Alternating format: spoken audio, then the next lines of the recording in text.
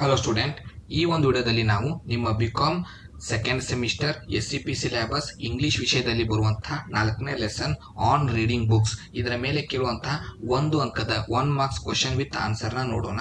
So ಮೊದಲಿಗೆ 1ನೇ ಪ್ರಶ್ನೆ, what is the main idea of the essay? ಈ ಪ್ರಬಂಧದ ಮುಖ್ಯ ಐಡಿಯಾ ಏನಂದ್ರೆ, the benefits and importance of reading often focusing on the positive impact it has on individuals and society.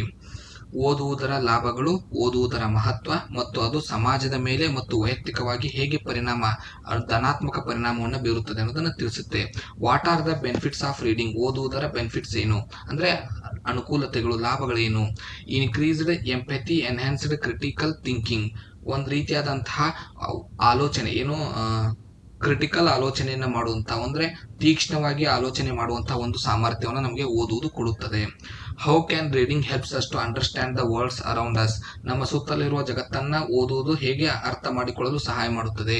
Knowledge acquisition, empathy development and exposes to drive perspective.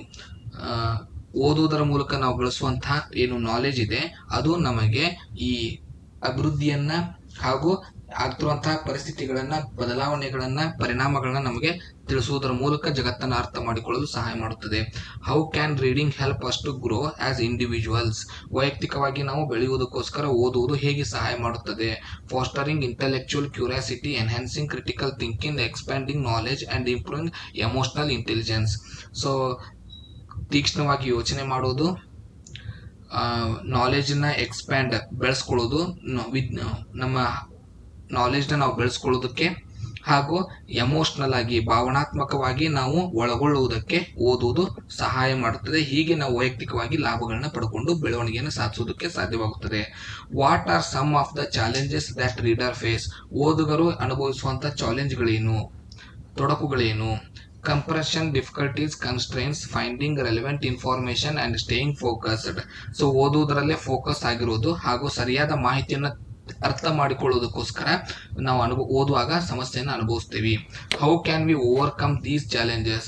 ಹೇಳಿದಂತಹ ಚಾಲೆಂಜ್ಗಳೇನಿದೆ ಅವುಗಳಿಂದ ಹೊರಗೆ ಬರೋದು ಹೇಗೆ. Focus on finding the right book. ಸರಿಯಾದ ಪುಸ್ತಕವನ್ನು ಹುಡುಕೋದ್ರಲ್ಲಿ ನಾವು ಪ್ರಯತ್ನ ಮಾಡಬೇಕು. That aligns with your interest. ನಮ್ಮ ರುಚಿಗೆ ತಕ್ಕಂತೆ ಆ ಪುಸ್ತಕ ಇರಬೇಕು, ನಮ್ಮ ಓದುವ ರುಚಿಗೆ ತಕ್ಕಂತೆ ಆ ಪುಸ್ತಕ ಇರಬೇಕು. Setting clear goals. ಸರಿಯಾದ ಗುರಿಯನ್ನು ಇಟ್ಕೋಬೇಕು. Structured approach and actively engaged with the next. ಓದುವುದರೊಂದಿಗೆ ನಾವು ಸರಿಯಾದ ಹೊಂದಾಣಿಕೆಯನ್ನು ಮಾಡಿಕೊಂಡು ಓದಬೇಕು. What is the role of the reader in the reading process? ಓದುವುದರಲ್ಲಿ ಓದುಗನ ಪಾತ್ರವೇನು. Decoding symbols using their knowledge. ತನ್ನ ವಿದ್ಯೆಯನ್ನ, ನಾಲೆಜ್ನ ಬಳಸ್ಕೊಂಡು ಆ ವ್ಯಕ್ತಿ ಅವ್ರ ಬರವಣಿಗೆ ಏನು ಬರೆದಿರ್ತಾರೆ ಅದರ ಅರ್ಥಗಳನ್ನ ವಿವರಿಸ್ತಾನೆ. To make meaning and reflecting on the text. ಸರಿಯಾದ ಅರ್ಥವನ್ನ ವಿವರಿಸ್ಕೊಳ್ತಾನೆ. ಅಂದ್ರೆ ಒಂದು ವಾಕ್ಯ ಇರುತ್ತೆ, ಅದರ ಅರ್ಥವನ್ನ ನಾವು ವಿಭಿನ್ನ ರೀತಿಯಲ್ಲಿ ಅರ್ಥ ಮಾಡ್ಕೋಬಹುದು. ಈ ರೀತಿಯಾಗಿ ಓದುಗನು ಬದಲಾವಣೆಯನ್ನು ಹೊಂದುತ್ತಾನೆ. How can we make the most of our reading experience? ನಮ್ಮ ಓದುವುದರಲ್ಲಿ ಹೆಚ್ಚು ಹವ್ಯಾಸಗಳನ್ನ ಅಥವಾ ಹೆಚ್ಚು ಅನುಭವವನ್ನು ಹೇಗೆ ಪಡ್ಕೋಬೇಕು. Actively engage with the text.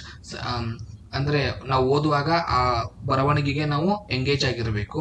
Reflecting on its meaning and connecting into our own life. ಅದರ ಅರ್ಥವನ್ನ ಸರಿಯಾಗಿ ಅರ್ಥ ಮಾಡ್ಕೋಬೇಕು, ಅದನ್ನ ನಮ್ಮ ಜೀವನಕ್ಕೆ ಮತ್ತು ನಮ್ಮ ಅನುಭವಕ್ಕೆ ಹೋಲಿಕೆ ಮಾಡ್ಕೋಬೇಕು. What are some of the different ways to read book? ಓದುವುದಕ್ಕೆ ಇರುವಂತಹ ಬೇರೆ ಬೇರೆ ಮಾರ್ಗಗಳು ಯಾವುವು. Active reading, which involves engaging with the text by questioning, summarizing and analyzing, skimming and scanning for specific information. Detailed reading for compression and analysis.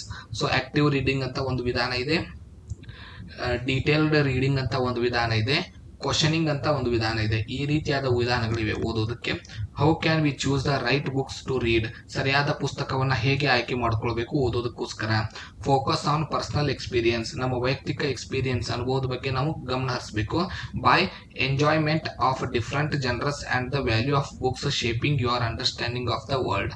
ಜಗತ್ತನ್ನ ನೀವು ಅರ್ಥ ಮಾಡಿಕೊಂಡ ರೀತಿ, ಜಗತ್ತಿನಲ್ಲಿರುವಂತಹ ವಿಭಿನ್ನತೆ, ಇವುಗಳೊಂದಿಗೆ ಹೊಂದಾಣಿಕೆ ಮಾಡಿ ನಾವು ಪುಸ್ತಕವನ್ನ ಆಯ್ಕೆ ಮಾಡ್ಕೊಳ್ಬೇಕು. ಸೊ ಇವಿಷ್ಟು 1 ಅಂಕಕ್ಕೆ ಕೇಳುವಂತಹ ಪ್ರಮುಖ ಪ್ರಶ್ನೋತ್ತರಗಳು. ಮುಂದಿನ ವಿಡಿಯೋದಲ್ಲಿ ಮತ್ತೊಂದು ಲೆಸನ್ನ 1 ಅಂಕದ ಪ್ರಶ್ನೆಗಳೊಂದಿಗೆ ಸಿಗೋಣ. ಧನ್ಯವಾದಗಳು.